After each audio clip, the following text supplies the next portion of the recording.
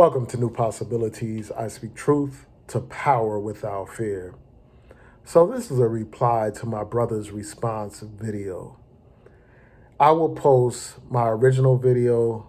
Um, I'll post a link to my original video in the comments and in the description box. I will also post a link to my brother's response video so that you all can view that for yourselves and understand the full context of this debate that we're having. So I did a video and I posted the video here on YouTube and on TikTok. And in that video, I explained why I'm not voting for Joe Biden. I explained that Joe Biden is unconditionally supporting Israel as Israel is waging a genocidal war against the Palestinian people. Instead of me paraphrasing and, rehashing the points that I made in that video, I encourage you all to watch that video. But I will provide a brief summary of my original video.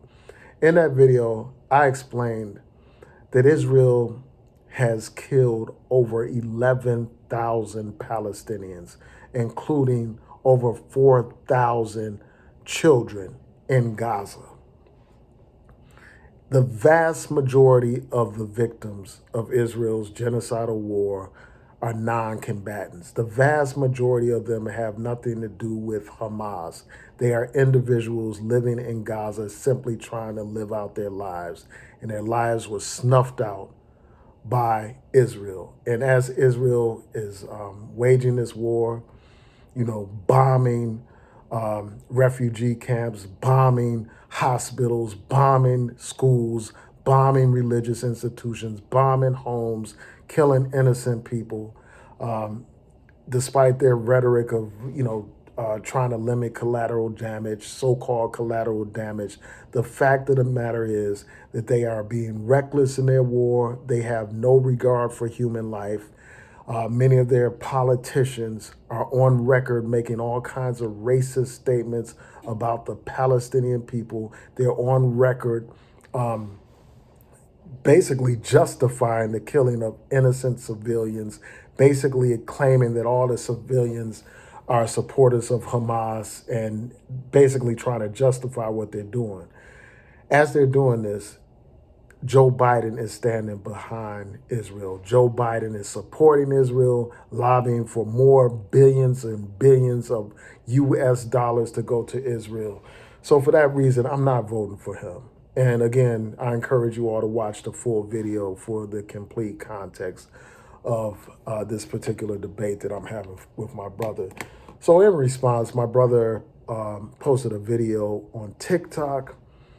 And what I want to do is respond to that video. And I don't want to be limited by TikTok's 10-minute restraint that they have.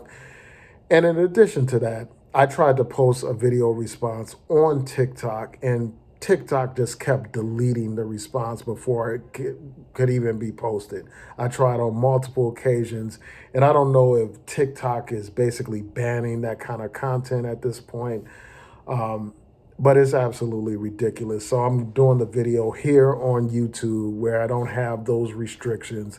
And what I'll do is I'll reference this video on TikTok. I will post a link to this video so that people can watch this full video for my response. So in response to my video explaining why I'm not supporting Joe Biden, my brother raised a couple of points. First of all, he raised points in a comment, and then he also did a video response. And here's my reply. One of the first arguments that my brother makes is that all United States presidents unconditionally support Israel. And here's what I have to say to that. It is true that many politicians provide unconditional support for the state of Israel. Because of the influence of groups like AIPAC that pour in thousands upon thousands of dollars into these campaigns, and basically they buy these politicians off. They own these politicians. These politicians are their puppets. So many times, politicians will not speak out against anything that Israel does. They will support everything that Israel does. And that includes many presidents, but that is not all presidents. There are some presidents that have voiced objections to some things that Israel has done, have had differences with the state of Israel. And one of the prime examples of this is former President Barack Obama. He had a difficult relationship with the leader of Israel, Benjamin Netanyahu. Also, President Obama issued a statement on Twitter where he criticized Israel, where he talked about the civilian deaths and he raised concerns of the Palestinian people. He also raised concerns of the Israelis as well. He issued a balanced statement that many pro-Zionists would criticize. So I don't buy this argument that every single president unconditionally supports Israel. Did Obama do enough when it comes to the Israeli-Palestinian crisis? Absolutely not. But did he unconditionally support every and anything that Israel did? No. So that rebuts one of the points that my brother made. In addition to that, there are candidates running for office who have been highly critical of Israel's policy towards the Palestinian people in general and towards the people in Gaza in particular. And one of the prime examples of that is Cornel West. He has been a vocal critic of of the Israeli policy with respect to the people in Gaza. He has spoken out strongly against the genocide that is going on in Gaza. So we have choices. I understand, that we live in a two-party system where it is, unlikely that a third-party candidate will win and all that kind of stuff. I understand the pragmatism that people are wrapped up in and captivated in and held hostage by, but I'm willing to break that mold. Sometimes principle is more important than pragmatism. Sometimes voting your conscience is more important than the electability of a candidate.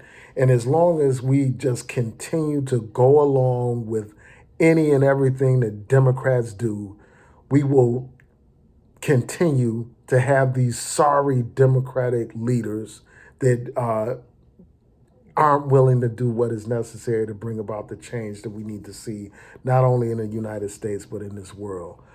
So, we don't have to submit to a two-party dictatorship. We have options. We have choices. And the last thing in the world that I'm going to do is vote for a candidate that is basically standing by idle as Israel wages this genocidal war against the Palestinian people. I would rather vote for a candidate that is quote unquote unelectable than to cast my vote for a man that is supporting genocide. And that's exactly what Joe Biden is doing. A vote for Joe Biden is a vote for genocide. Point blank, period.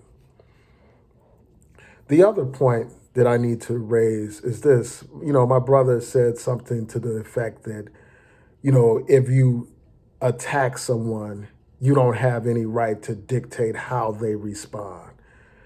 First of all, let's be perfectly clear. I don't condone what Hamas did. I don't condone any form of terrorism. I condemn all forms of terrorism, whether that terrorism is committed by Israel, whether that terrorism is committed by Hamas, whether that terrorism is sponsored by the United States of America. I condemn it all. So this whole debate about whether or not what Hamas did was strategic or would achieve any objectives, all of that is irrelevant as far as I'm concerned, because I do not condone what Hamas did.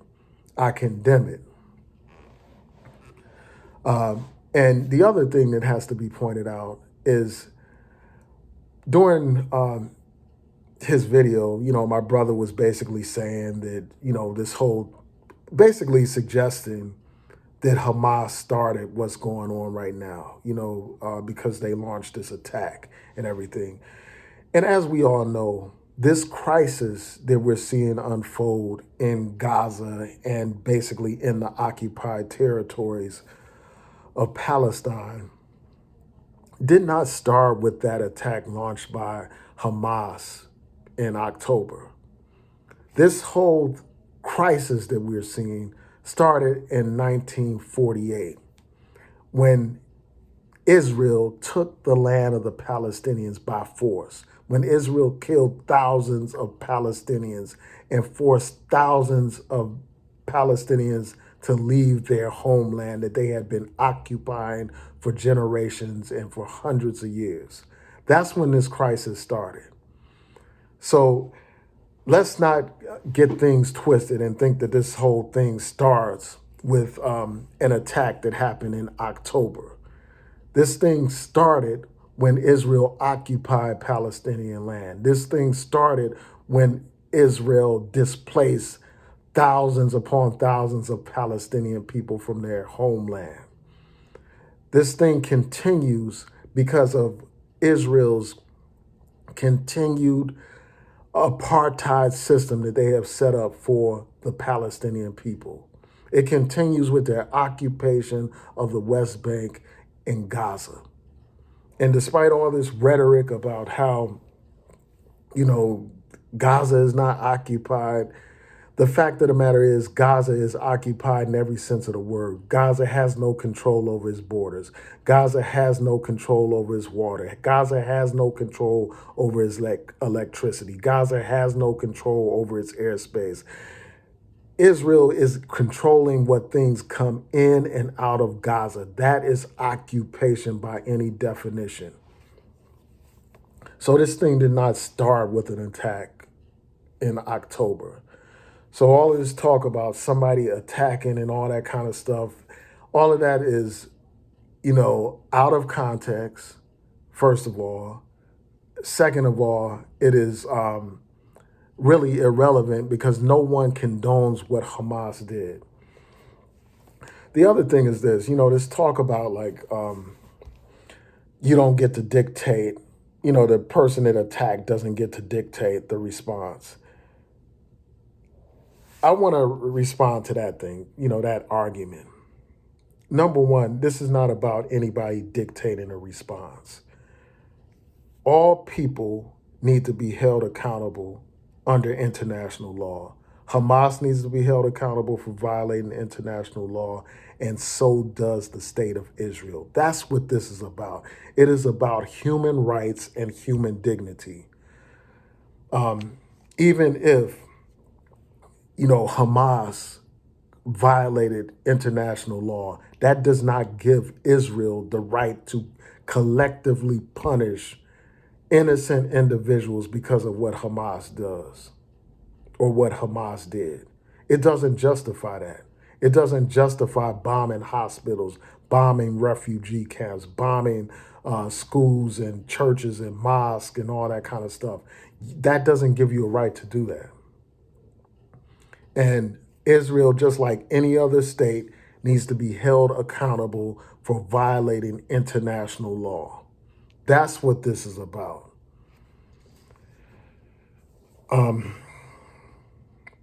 The other point that my brother makes in his video is he basically suggests that somehow me being quote unquote mad at Joe Biden and voicing my opposition is not going to make a difference.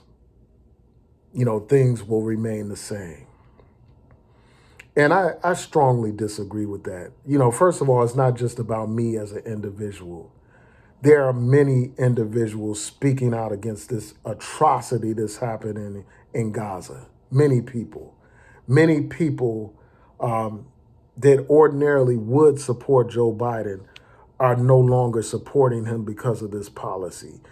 And this will have an impact, whether people want to believe it or not. This election is very close. Joe Biden is behind in the polls.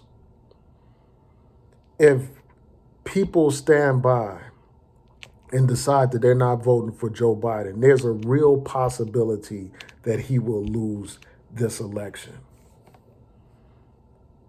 And that will have an impact. It will send a loud and clear message to the Democratic Party that the liberals that you rely on are, the progressives that you rely on, the African Americans that you rely on are willing to sacrifice when it comes to issues of genocide. We're willing to sacrifice an election in order to bring home a point. And that will make it clear to them that they need to change the policies with respect to Gaza. The same people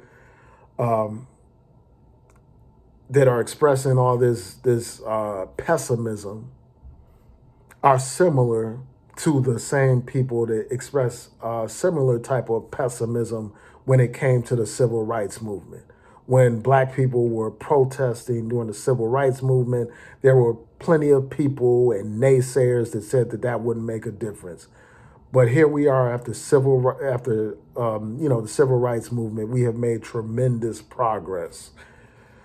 There were many people that downplayed the significance of the anti-war movement when people were protesting against the war in Vietnam. There were people that downplayed that and basically said that that would not make a difference.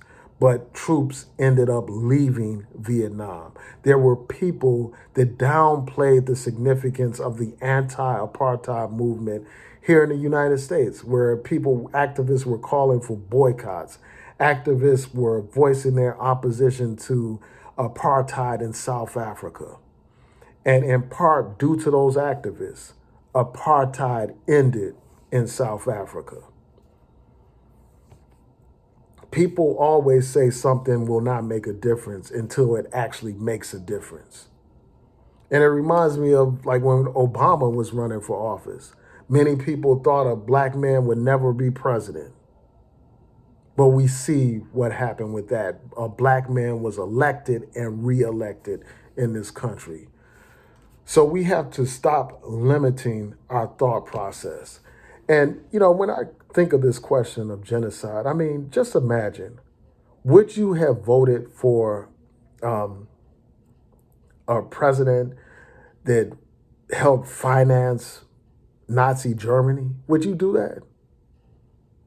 Would you support a president that stood by and did nothing as genocide was unfolding in Germany?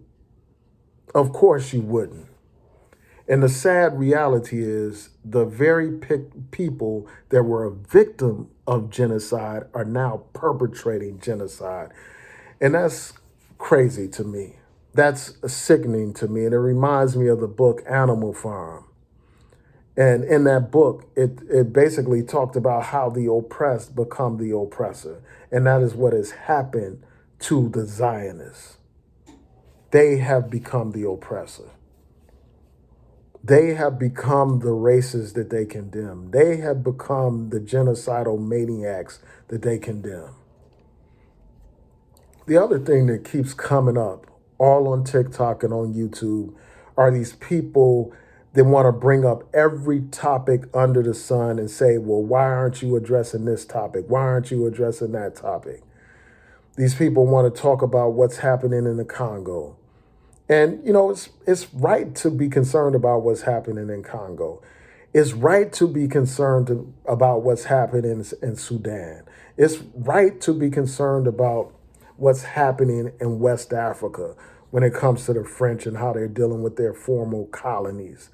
It's right for people to be concerned about those things. But these same people were not even voicing any concern about these issues until after this crisis started to erupt in Gaza. Then all of a sudden, these people want to be so concerned about what's happening in Congo and Sudan and West Africa. But they weren't posting extensive videos on those subjects before then. And as far as I'm concerned, all that is a deflection. They want to use those issues to deflect from this very important crisis that is happening in Gaza. And the truth of the matter is, people can be focused on multiple issues at once. It's not an either or situation.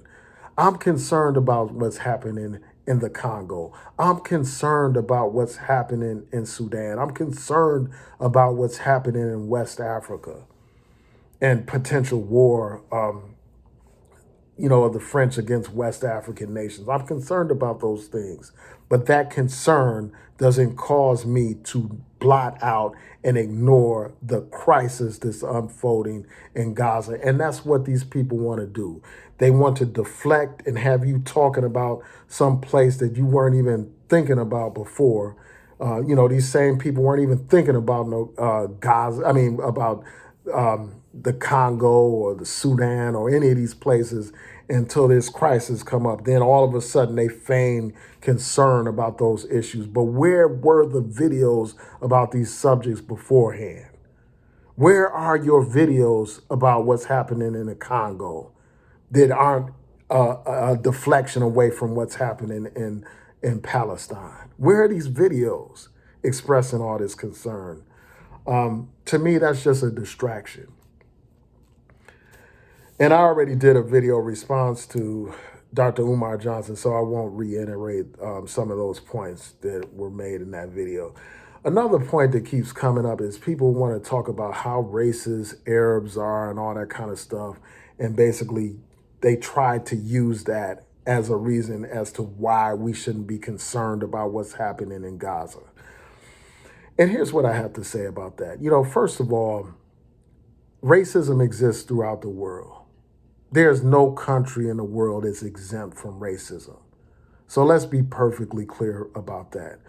The other thing is this: the Palestinians, many of the Palestinians have expressed concern about the plight of African Americans. They have supported the movement to protect Black lives. They have supported Black Lives Matter. They have supported the fight against police brutality in this country. They have marched and they have demonstrated, they have created murals in support of Black lives. And even before, this recent era of Black Lives Matter, many Palestinians were in solidarity with our brothers and sisters in South Africa. They were in solidarity with Nelson Mandela. They supported the anti-apartheid movement in South Africa. They stood by our Black brothers and sisters in South Africa as they were fighting against apartheid. They stood by our brothers and sisters at the same time that our government here in America was supporting the apartheid regime. That's why the brother Nelson Mandela was in alignment with Yasser Arafat in face of all the criticism that he received for having such an alignment. The other thing is this: the Palestinian liberation movements have been in solidarity with Black liberation movements. All we have to do is look at the history of the Black Panther Party, look at the history of the All African People's Revolutionary Party. That's all we have to do. So that is my response to my brother's video. Again, I'll post links to all the videos that I'm referencing in this video. And again, I tried to post this video on TikTok, but for whatever reason, TikTok would not allow me to post anything, any response to my brother's video for whatever reason. Any response dealing with this situation in Gaza. And I don't know what that's all about. But I'm really interested in hearing from you. Please rate, comment, subscribe. Tell me what you think about this debate that I'm having with my brother. And this debate is out of respect. People don't always agree. Even if it's your family, you may disagree. But I just don't understand how any person could be like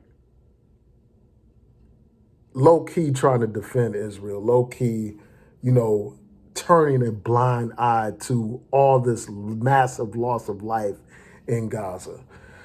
The other thing is this, my brother mentioned, well, why didn't you cancel Joe? Basically, why didn't you cancel Joe Biden for all these other shortcomings? Again, as far as I'm concerned, that's a deflection away from this core issue. Um, he mentioned, the so-called platinum plan and all that kind of stuff. The fact of the matter is Joe Biden has done some good things when it comes to some issues that are of importance to the black community, without a doubt, but this issue of genocide, his support of Israel at this time is very troubling. And as far as I'm concerned, it disqualifies him from running for office. I'm not voting for him. And I won't be intimidated by anybody. And I'm not saying that my brother's intimidating me, but you have these people that basically say, try to scare people to death with the prospect of Donald Trump being elected. And I understand where that's coming from. I understand. I don't want Donald Trump elected either. But at some point, again, we have to stand on principle. And what is more principled than opposing genocide?